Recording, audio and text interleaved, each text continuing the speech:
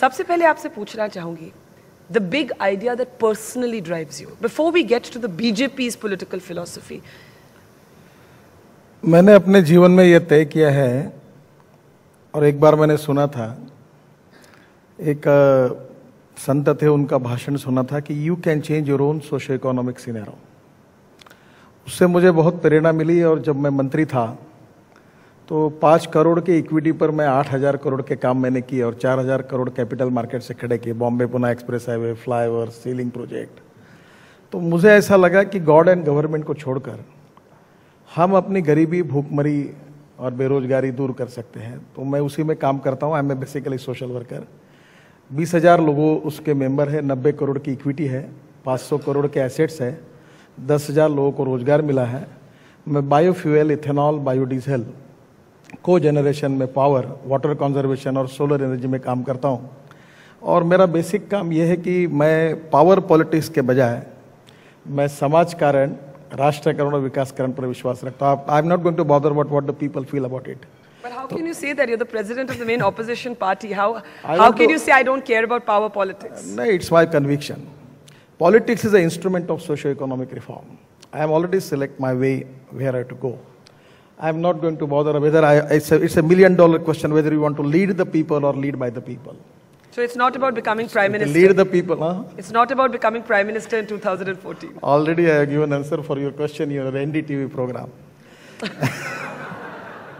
But is that a yes or a no? No. First of all, it's not a big problem for my party to get power in the New Delhi. My big problem and big task is how we are going to change the socio-economic scenario of the country. And it's the mission. Unfortunately, in all political party, people are career-oriented. Media is always think about only power politics. I feel that the social consciousness, social responsibility, and political consciousness and political responsibility is more important. And how to train the people, particularly the ministers, the public, to MLAs and MP in the direction of which type of socio-economic transformation our country needs. That is the mission which of my party, which I feel, and I want to insist on it. आप मानेंगे कि ये जो पिछला साल है, this year gone by, has seen a crisis for Indian politics like never before. At least urban middle class जो है, and कहा जा सकता है that this is a class that never really goes out and votes. It's always been traditionally cynical of politicians. But the success of the Anna Hazare movement represents a disillusionment with the ruling party, of course, but with politics in general. आप ये मानेंगे कि ये एक watershed moment आ गया है Indian politics के लिए, एक क्राइसिस ऑफ आइडियाज है कि कोई नया आइडिया नहीं आया. We haven't seen a new political idea in India for decades now. मुझे ऐसा लगता है कि लोगों में राजनीतिक नेताओं की विश्वसनीयता कम हुई है, और इसमें ये सच है. पर नई जनरेशन को लेकर let there be a politics for development and progress.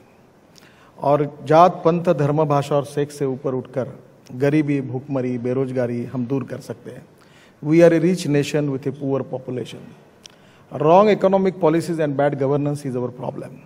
मेरा विश्वास है कि हम इसको बदल सकते हैं, और इसको बदलने में क्रेडिबल पॉलिटिकल लीडरशिप को तैयार करना और जिसकी सोशो इकोनॉमिक ट्रांसफॉर्मेशन के लिए कमिटमेंट है, ये संभव है, ये हो सकता है.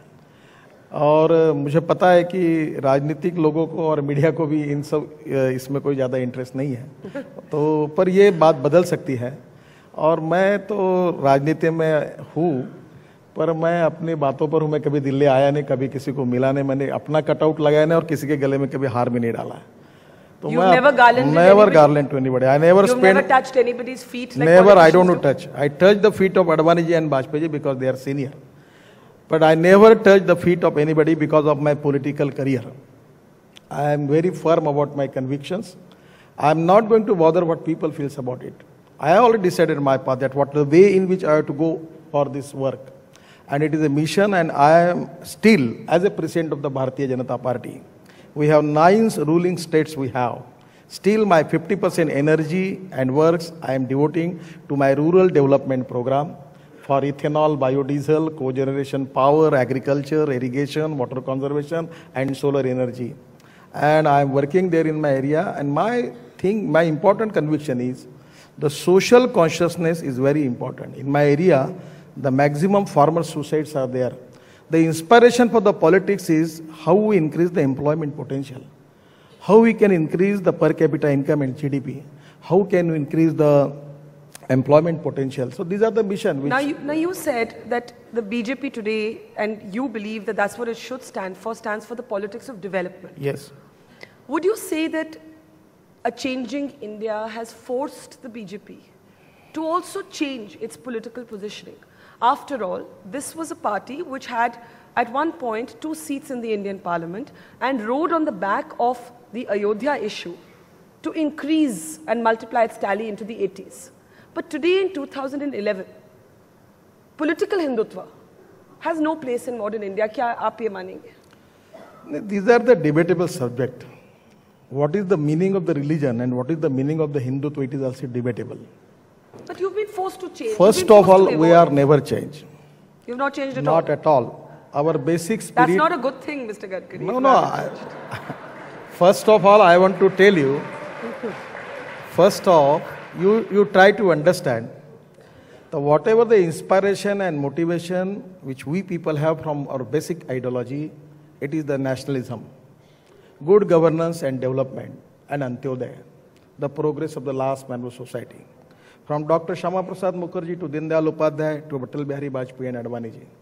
We are nationalist. We have a lot of socio-economic thinking in our party. Lot of subjects which are in the national interest. They are already, our party is concerning all these subjects. Nothing is changed. The problem is that image versus reality. The problem is that there are a lot of people, those who have some impression about our party, is the perception is something and ground reality is something. We are all in favor of modernization. We are not in favor of westernization. But would you concede that the dynamism of a political party and the dynamism of politics is that you have to change with the times? Definitely. In my party, I just wear this full pant and shirt. There was people who dhoti और कुर्ता पहनते थे, गंध लगाते थे. मैं तो कभी मंदिर में जाता नहीं, कोई पूजा करता नहीं. So I am a strong follower. लेकिन हिंदुत्व आप अपनी political philosophy हिंदुत्व आप जो समझती है और वो समझती है. हिंदुत्व अगर पढ़ना है तो सुप्रीम कोर्ट की व्याख्या जो हिंदुत्व की वो जजमेंट से पूछिए. उन्होंने कहा it is a way of life. आप जो बड़े हमको बिना समझे बिना पहचाने हमारे नाम पर सब ठप्पे लगाकर आप मीडिया में कहते रहते हो, हम बताते नहीं. The ground reality is something different, perception is different. और ये मुझे लगता है कि सबसे अच्छी बात यह है कि अगर आप कह रहे कि हाथी है तो नजदीक जाके देखो, हाथी लगा तो हाथी को, अगर वो कुत्ता है तो कुत्ता को. आप हमको बिना देखे बिना पहचाने हमारे पर चिपकाते ही जाते हो. तो हम एक बात हो सकती है, हमारे में ये कमियां है कि हम आपके ऊपर नहीं कह रहा हूं जो एलिगेशन लगते हैं उसका जितना इफेक्टिव जवाब देना चाहिए उसमें हम शायद कम पड़ते होंगे. But I want to ask you, you said the BJP is a nationalist party. Yes. I'm sure the Congress also calls itself a nationalist party. Nationalism today in India is understood in many different ways, Mr. Gadkari. What is the meaning today to the BJP of being a right-wing nationalist party? Some of the big communist leaders who explain about me as Nitin Gadkari is a leftist leader who is working of Gaon Garib Mazdoor Kisan. देखिए, first of all is rightist and leftist. These are all things for the big journalists they want to write somewhere. You're not a right-wing not party. Not at all. You're not a right-wing party. I am not going to bother what people write about it.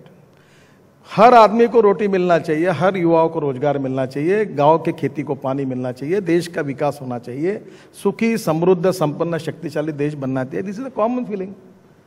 मैं कोई बड़ी बात नहीं कर रहा हूँ और मैं इसके लिए काम कर रहा हूँ. मुझे लगता है कि यही बात अलग अलग इसमें अलग अलग भाषा में कहते हैं. लेटर अलग है, स्पिरिट एक ही है. और स्पिरिट यही है कि मैं एक संस्कृत में गीत मैंने पढ़ा था, मनसा सततम स्मरणीयम वचसा सततम वदनीयम लोकहितम मम करणीयम. सो सोशल वर्क और the politics is an instrument of socio-economic reform. I am not working for to become a minister, prime minister, chief minister, MLA or MP. I want to work for the poor people. I want to work for the country. When I construct Mumbai-Pune Express Highway, one of the journalists, probably from BBC, she was asking me, why are you working so fast? Why are you making so flyovers, express highway and other thing? I just answer simply that this is my country. These are my people. I got an opportunity to do something for the people. I am doing it. So this feeling of this is my country, that is nationalism. But can I ask you something? When Atal Bihari Vajpayee was Prime Minister, some of the most imaginative peace initiatives, whether it was with Pakistan, whether it was within Jammu and Kashmir, were taken by him. When the BJP was in power, it often seems quite a centrist party. When the BJP is out of power, it seems to go right of center again. When we remember Vajpayee's legacy, we all remember him as this thinking Prime Minister who was willing to gamble, think out of the box. Sometimes today, wouldn't you think that the BJP comes across as too rigid, too attached to a stated ideology as an opposition party? I'm contrasting it with Mr. Vajpayee's tenure as Prime Minister. ये बिल्कुल नहीं है। मैं अभी London में था 2 महीना पहले, बीबीसी ने मुझे पाकिस्तान के लिए इंटरव्यू लिया था। देखिए, पाकिस्तान हमसे बुरी अवस्था में, उनका 4% ग्रोथ रेट है, भूखमरी, बेरोजगारी, महंगाई फेस कर रहे हैं। हमको पीस चाहिए। दोनों देश को विकास करने की आवश्यकता है, गरीबी भूखमरी से लड़ने की आवश्यकता है। वो हमारे देश में जो टेररिज्म है उसको एक्सपोर्ट करना बंद कर दें, अपने देश का विकास करें, हम भी अपना विकास करें। हम शांति चाहते हैं और जो वाजपेयी जी ने कहा उसी पर हम चलते हैं। एक बात है कि हम किसी माइनॉरिटी के खिलाफ नहीं है, किसी रिलीजन के खिलाफ नहीं, हम टेररिज्म के खिलाफ है, टेररिस्ट ऑर्गेनाइजेशन के खिलाफ है। और उसको लोग कहते हैं कि भाई हम इस कम्युनिटी के विरोध में, ऐसा नहीं है। और इसलिए वाजपेयी जी ने जिस बात पर चले थे उसी पर हम चलेंगे और वही हमारी बात है। और हम चाहते हैं शांति चाहिए, प्रोग्रेस के लिए पीस चाहिए और हम वही चाहते हैं। हम कोई ऐसी बात नहीं कहा हम पाकिस्तान में जाकर उनकी भूमि को तोड़कर अलग से यहाँ लाओ, लड़ाई करना चाहते हैं, ऐसा कभी हमने नहीं कहा। I don't know but many people about us इतना लिखते हैं, इतना बोलते हैं, कभी कभी मैं हंसते रहता हूँ, सुनते रहता हूँ। ये क्या है कि लोकतंत्र है, आपको बोलने का अधिकार है, लिखने का अधिकार है। The only thing is that perception गलत, कुछ अलग है, ग्राउंड रियलिटी अलग है, इमेज कुछ है, रियलिटी अलग है। मैं इतनी बात कहूंगा कि आप रिसर्च एंड डेवलप रिसर्च करिए, आखिरी तक जाइए, आरएसएस का करिए, बीजेपी का करिए और आखिरी में आपके रिसर्च के बाद आपको पता चलेगा कि हम कम्युनल है, हम एंटी माइनॉरिटीज है। फिर निष्कर्ष निकालिए। ना कोई देखता है, ना कोई पहचानता है, ना कोई नजदीक आता है। वो बुक लिखते रहते हैं, कार्यक्रम होते रहते हैं, आप लिखते रहते हो, ऐसी बात चलती है। Do you think this perceived ideological labels जो आप कहते हैं हम लोग लगाते हैं is potentially a political disadvantage for you? मैं आपको एक example देती हूँ. You were amongst the first to support Anna Hazare. Yes. You wrote a letter, you said you support his movement. Many other BJP leaders also said this. Today, Anna Hazare wants to distance himself from RSS support. So you are offering support. Anna Hazare saying RSS का support हमें नहीं चाहिए. देखिए, मैं उस दिन अगर letter नहीं देता तो रामदेव बाबा के साथ जो हुआ वही अन्ना हजारे के साथ वहाँ होने वाला था। एक्चुअली कांग्रेस के नेता प्रधानमंत्री जी के घर में हमारे नाम से बिल फाड़ रहे थे कि बीजेपी के लोग अन्ना को सपोर्ट नहीं कर रहे, उनके बिल को मान्य नहीं कर रहे। और बार बार ये कहा जा रहा था कि हमारे लोगों को क्या पार्लियामेंट, जब सुषमा जी, अरुण जी और अडवाणी से बात होती थी तो कांग्रेस के लीडर कहते थे कि रामलीला मैदान से अब लोकतंत्र चलेगा, पार्लियामेंट वहाँ से चलेगी। और जब ये पत्र मैंने दिया तब भी कांग्रेस के एक मंत्री ने जाके कहा कि अभी जो ड्राफ्ट है इसको बीजेपी का विरोध है। मैं औरंगाबाद में था, मेघा पाटकर जी का मुझे फ़ोन आया, मैंने वहाँ से सुषमा जी को फ़ोन किया कि आप जाओ टीवी के सामने ये कहो कि जो ड्राफ्ट है उसको हमारा समर्थन है, हमने दिया, ये झूठ बोल रहे हैं। मुझे एक बात बतानी, देखो हम किसी के सपोर्ट के मोहताज नहीं हैं। हम अन्ना हजारे के कोई आंदोलन का उपयोग नहीं कर, मैं तो लास्ट मैन हूँ जो बिना बुलाए कहीं नहीं जाता। So you're saying if और बीजेपी और आरएसएस को भी देखो, उन्होंने इतना ही कहा था। मैंने उस भाषण में सरसंघ चालक जी का भाषण सुना था जी। मैं वहाँ था, आपको पता ही है कि मैं कट्टर आरएसएस वाला हूँ, तो मैं वहाँ बैठा था और मैं कोई बात छुपाता नहीं। जिसको पटता है वो साथ आएगा, नहीं पटता है नहीं आएगा।